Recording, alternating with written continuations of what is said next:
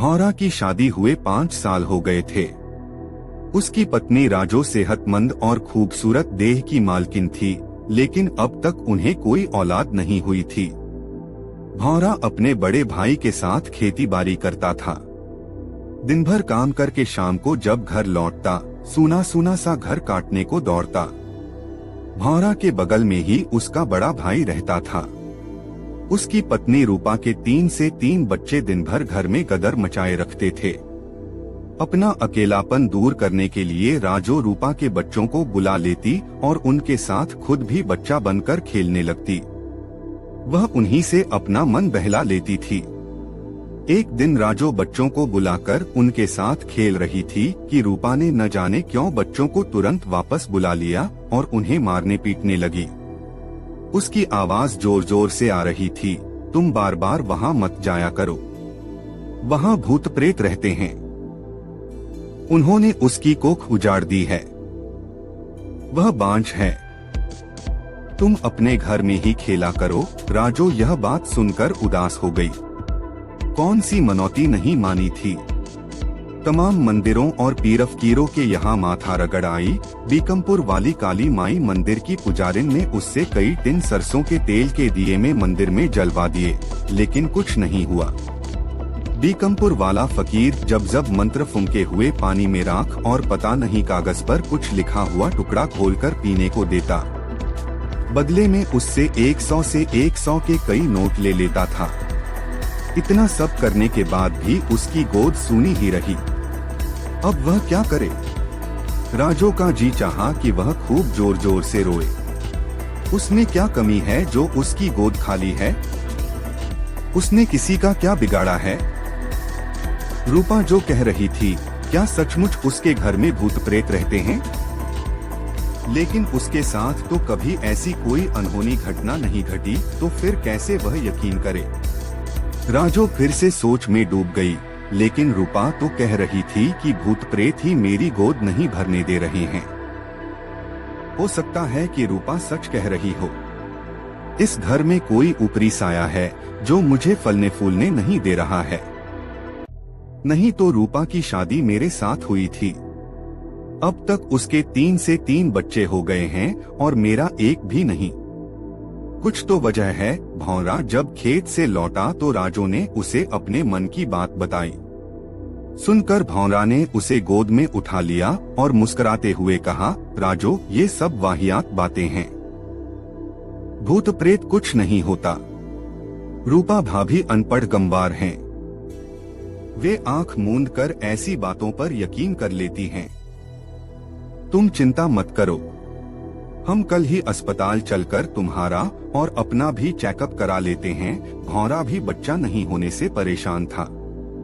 दूसरे दिन अस्पताल जाने के लिए भाई के घर गाड़ी मांगने गया। भौरा के बड़े भाई ने जब सुना कि भौरा राजो को अस्पताल ले जा रहा है तो उसने भौरा को खूब डांटा। वह कहने लगा, अब यही बचा है, तुम्हारी औरत के शरीर से डॉक्टर हाथ लगाएगा, उसे शर्म नहीं आएगी पराए मर्द से शरीर छुआने में। तुम भी बेशर्म हो गए हो।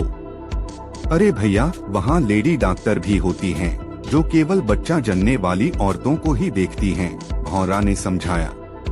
चुप रहो, जैसा मैं कहता हूँ वैसा करो। गांव के ओझा से झाड़ फूंक कराओ, सब ठीक हो जाएगा। भौरा चुपचाप खड़ा रहा। आज ही मैं ओझा से बात करता हूँ, वह दोपहर तक आ जाएगा।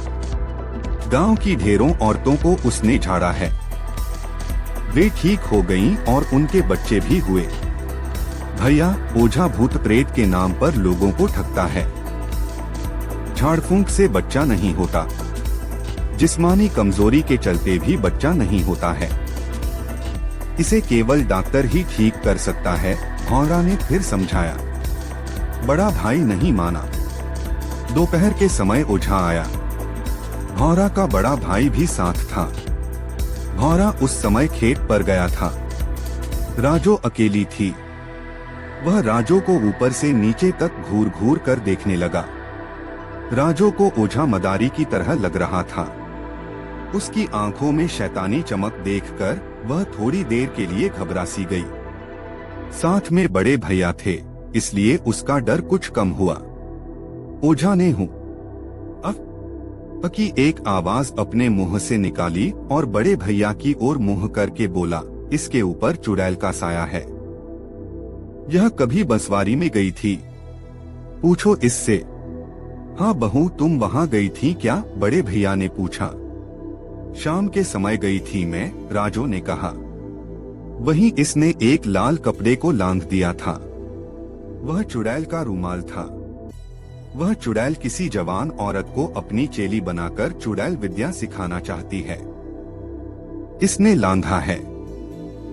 अब वह इसे डायन विद्या सिखाना चाहती है। तभी से वह इसके पीछे पड़ी है।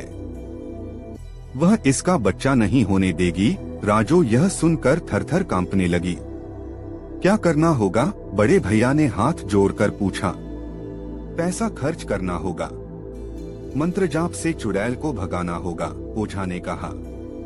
मंत्र जाप के लिए ओझा ने दारू, मुर्गा व हवन का सामान मंगवा लिया।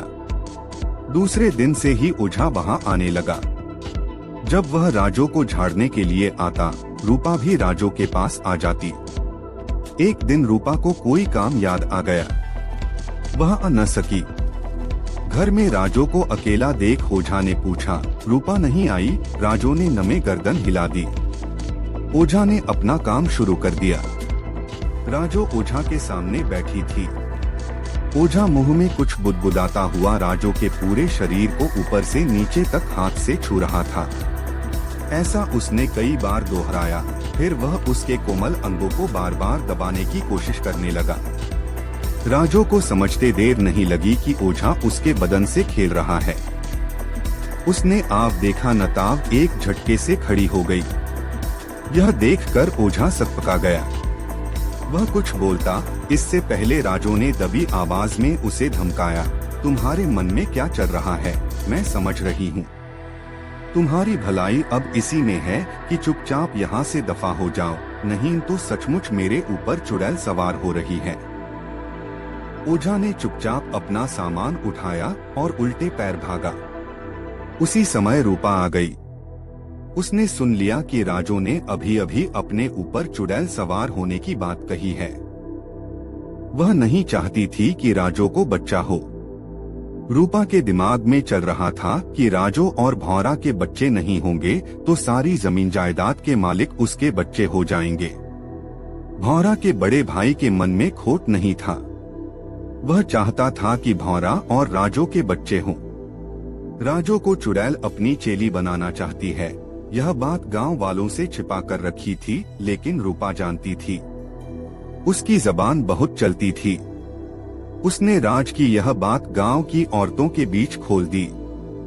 धीरे धीरे यह बात पूरे गांव में फैलने लगी कि राजू बच्चा होने के लिए रात के अंधेरे में चुड़ैल के पास जाती है। अब तो गांव की औरतें राजू से कतराने लगी। उसके सामने आने से बचने लगी। राजू उनसे कुछ पूछती भी तो वे उससे सीधे मुंह बात न करके कन्नी काट कर निकल जाती। पूरा गांव उसे शक की नजर से देखने लगा। राजू के बुलाने पर भी रूपा अपने बच्चों को उसके पास नहीं भेजती थी। 2 से 3 दिन से भौरा का पड़ोसी रामदा का बेटा बीमार था।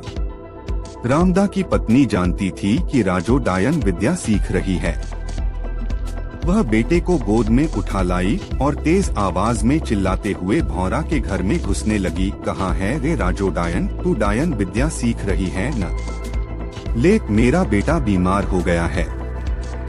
इसे तूने ही निशाना बनाया है। अगर अभी तूने इसे ठीक नहीं किया तो मैं पूरे गांव में नंगा करके नचाऊंगी। शोर सुनकर लोगों की भीड़ जमा हो गई। एक पड़ोसन फूलकली कह रही थी, राजू ने ही बच्चे पर कुछ किया है, नहीं तो कल तक वह भला चंगा खा पी रहा था।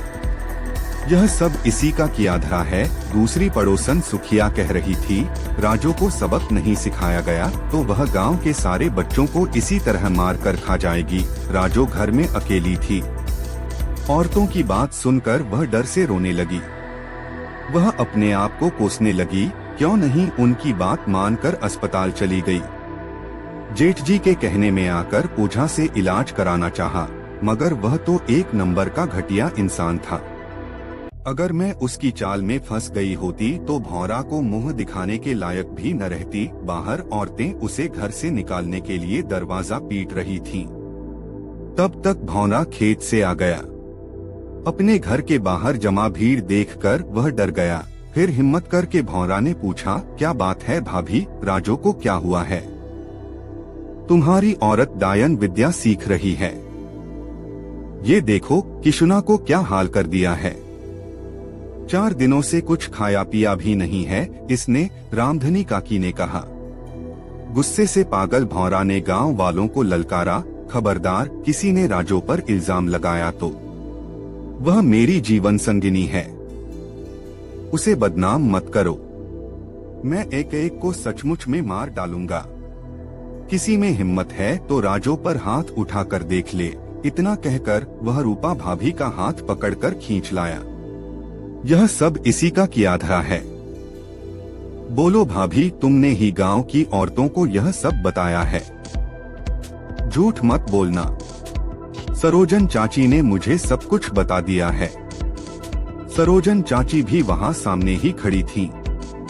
रूपा उन्हें देखकर अंदर तक कांप गई। उसने अपनी गलती मान ली। भौरा ओझा को भी पकड़ लाया। मक्कार कहीं का, तुम्हारी सजा जेल में होगी। दूर खड़े बड़े भैया की नजरें झुकी हुई थीं। वे अपनी भूल पर पछतावा कर रहे थे।